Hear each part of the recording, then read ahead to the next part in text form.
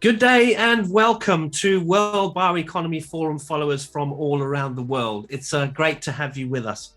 Today, we are delighted to be joined by Marco Mensink, who's Director General CEFIC, the association representing the European chemical industry. The chemical industry is obviously a very important sector worth some 550 billion euros annually to the EU economy. It's also a rapidly growing important sector when it comes to the bioeconomy.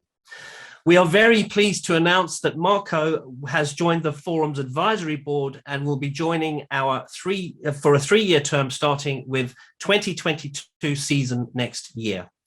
Marco is also well known in the pulp and paper industry as he was formerly Director General of the Confederation of European Paper Industries, which is where I first met Marco. So Marco, it's really good to see you again. Welcome.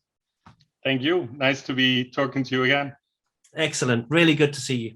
So you've moved on from the paper industry and now you're into chemicals. So what I'd like to do really is please just give us a brief description about your background and your history as how you came to be working in the bioeconomy. It's the logic of an illogical career. I'm a forester by education.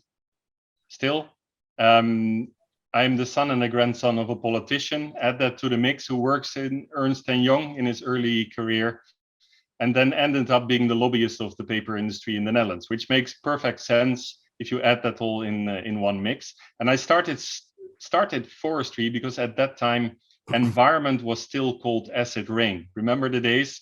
The Swedes were putting calcium carbonate in lakes and the Schwarzwald was dying in Germany.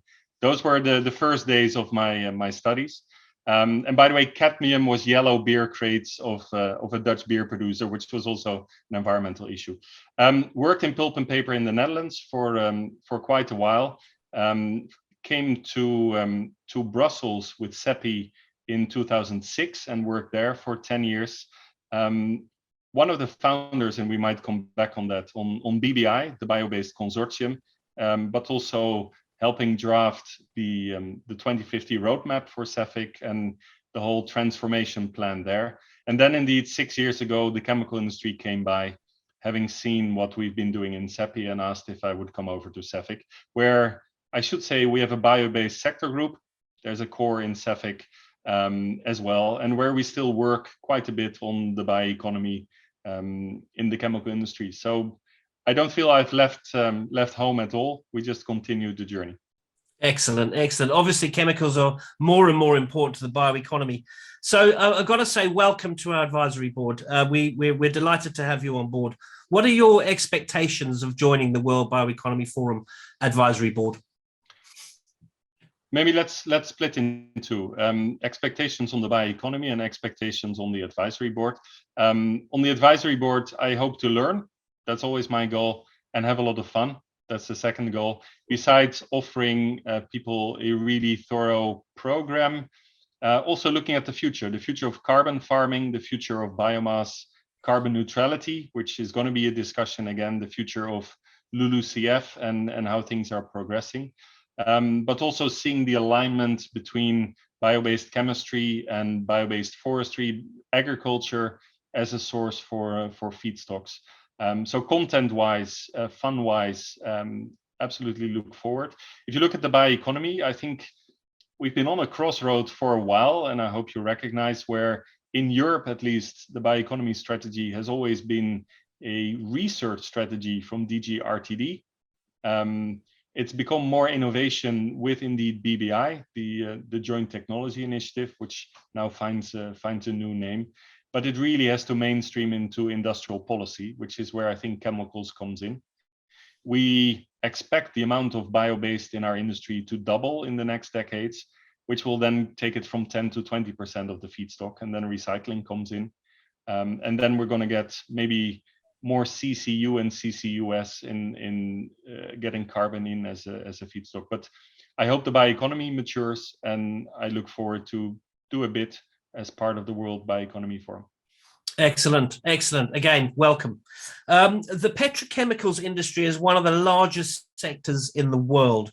Where does bioeconomy come in when related to petrochemicals? Well, it's already there, Mark. And I think there's a parallel you can draw where you remember the old days where the Scandinavian paper makers felt more comfortable to talk to the Canadians than to the Italians.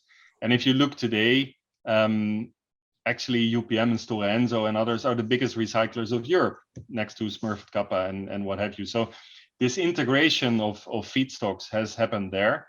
We're exactly at that point where chemical recycling comes into the chemical industry, and where this transformation also starts to take place. And you see every of the large oil majors, be it LyondellBasell, Exxon, Shell, BASF, Total, transforming refineries now into recycled or biorefineries and broadening their portfolio. So I think with 1 or 2 decades in between, carefully and watch, the petrochemical sector is diversifying as well. On top of the philosophy which you had on the Durban Accord, the Kyoto Agreement, carbon biomass neutrality, that you can see recycling also as a carbon management system on the petrochemical side, where indeed we don't want fossil fuel emissions, we don't want methane emissions when making fossil fuel available, but fossil fuel and materials, the carbon molecule, we're still going to need. And that's where the diversification into the bioeconomy helps. But for quite some time, both feedstocks will still be there. Great, excellent, thank you.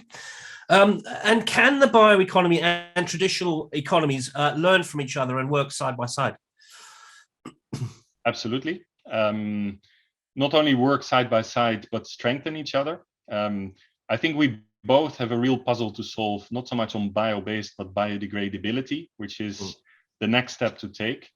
I think the artificial photosynthesis is also something to explore, where chemistry with sunlight and chemistry with direct air capture and then renewable electricity-based hydrogen creates entirely new value chains in the coming years. But the idea of biomimicry, which we explored in the paper industry before, is also being looked at carefully by the chemical industry. In addition, you see this, let's say, territory in the middle. Biotech is huge, and biotech is also spreading. And if, for example, you see Unilever on track of their aim on non-fossil detergents, likely then biotech will play a role. So I think maybe the boundaries are fading, and we can really strengthen both areas by putting them together. Okay, excellent. And final question to you, which is what are the major challenges that you're facing in the chemical industry? What are the things that keep you awake at night? Nothing. I sleep very well. Maybe this interview with Mr. Rushton keep me awake this week, but for the rest I'm okay. Now, the challenge of the chemical industry is that it's counter to other sectors, has 4 transitions. We call it the double twin transition. It's becoming climate neutral, which is quite a challenge. It's becoming fully circular, and also the role of chemicals in this circularity, how recyclable are they? And that also applies for the chemistry in pulp and paper, by the way. Then it's becoming digital and fully transparent. So the role of AI and blockchain is going to increase. And then it's all the targets in the chemical strategy for sustainability, the no harm to humans and the environment, which for a number of chemicals is especially a hot topic right now. At the same time, in what de facto is a stable European market with a stable population. And I think that's our core challenge. The global chemicals outlook shows that chemical production and consumption will double or triple until 2050. Is the middle class in Africa and Asia, again, further maturing in consumption. The question is, how much of that production does Europe take? Already now, China is 50%, going fast. China starts to produce for China. The Gulf mainly produces for India as an export market. Europe, biggest trading partner is the US, second is UK, third is only China. Now, if you see that growth, if you know none of the SDGs can be met without chemistry, then maybe the key question, if anything keeps me awake, is how do we keep Europe as a strong base for the chemical industry? And that's where bio-based and recycled are part. Yeah.